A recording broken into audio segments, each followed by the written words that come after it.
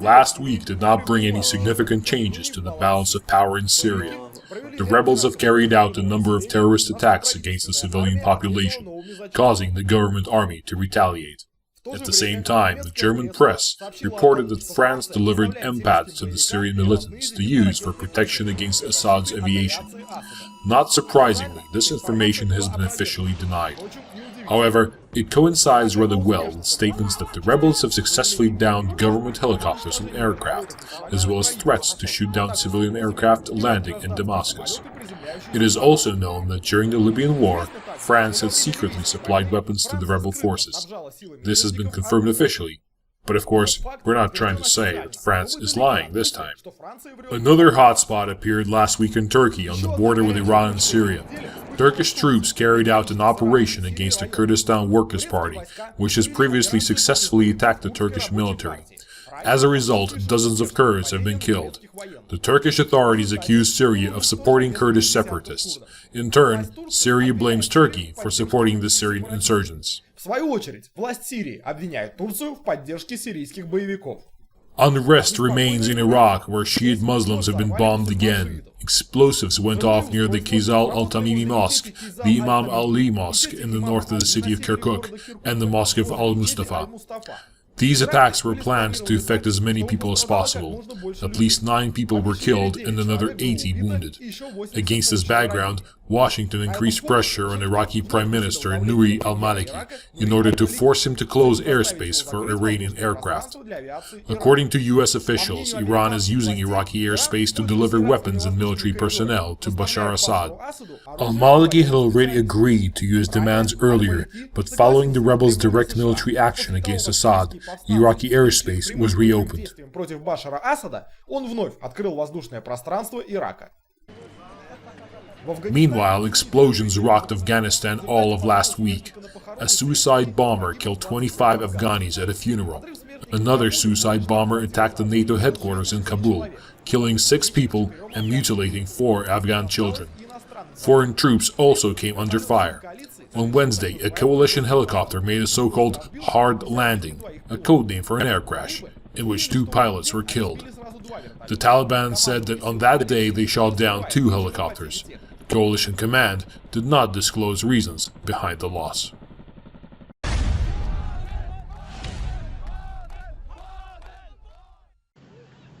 A wave of protests and clashes with police swept this week through Belfast in Ireland.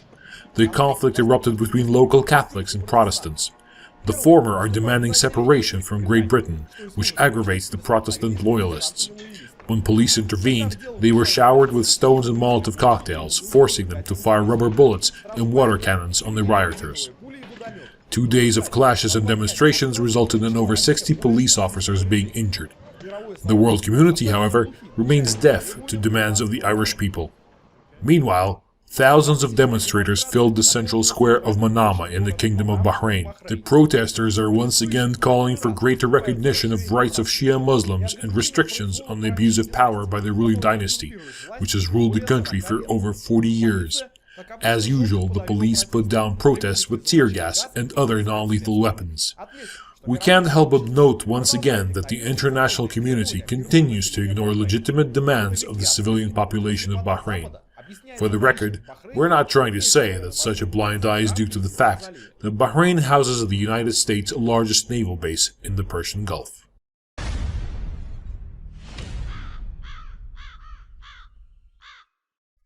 Also this week it became known that members of the Economic Community of West African States are preparing for a military operation in the north of Mali. Recall that the huge area of this exceptionally poor country came under the control of Islamists associated with Al-Qaeda. They are now implementing Sharia law, destroying Sufi historical monuments, and executing foreign diplomats. Malian authorities are in acute political and economic crisis and are unable to cope with this menace. Meanwhile, the terrorist stronghold in Mali, already occupying a territory double the size of Germany, is rapidly strengthening, which spells disaster for the entire region. In many ways, this situation is the direct result of the death of Muammar Gaddafi, who had subsidized the Mali economy for the sake of peace and stability in his own borders. Moreover, Gaddafi was able to find compromise between the various African and Arab tribes like no other, and this has shattered with his demise. Our special guest today is Mr. Yevgeny Korindyasov, head of the Center for Russian-African Relations and Foreign Policy in Africa, in the past, Soviet and Russian ambassador to Mali. Mr. Korindyasov commented on the causes and background of the conflict in Mali. The senseless and brutal operation against the Libyan regime was the big mistake that triggered the current conflict.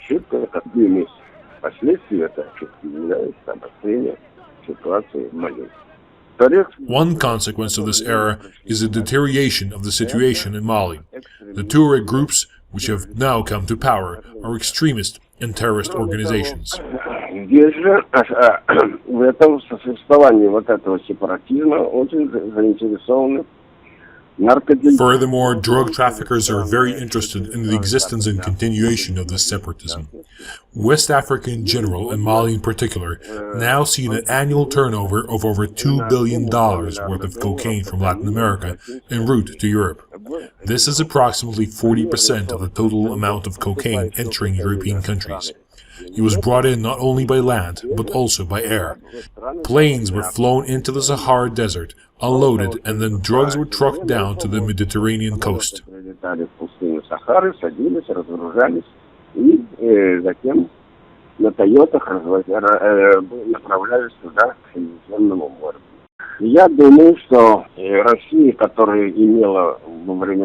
Under the Soviet Union, Russia enjoyed privileged relations with Mali, having played a major role in the creation of its national armed forces, and having built 6 universities and several industrial production facilities. I think that of all other countries, Russia is the most interested in getting Mali back on track of peaceful development.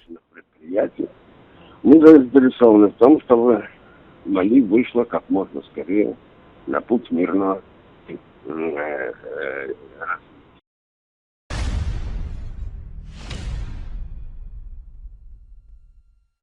Towards the end of the week, the ECB announced its decision to purchase an unlimited amount of government bonds.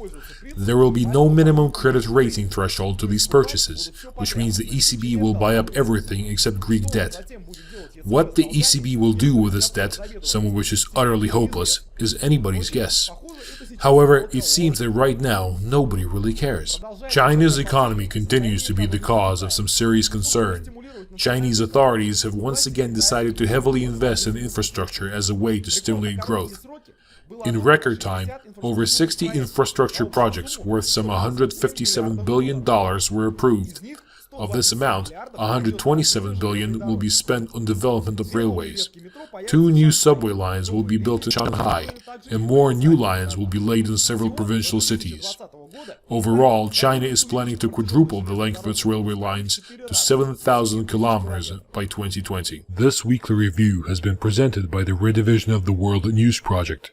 Please visit our blog and Facebook page at the links on screen right now.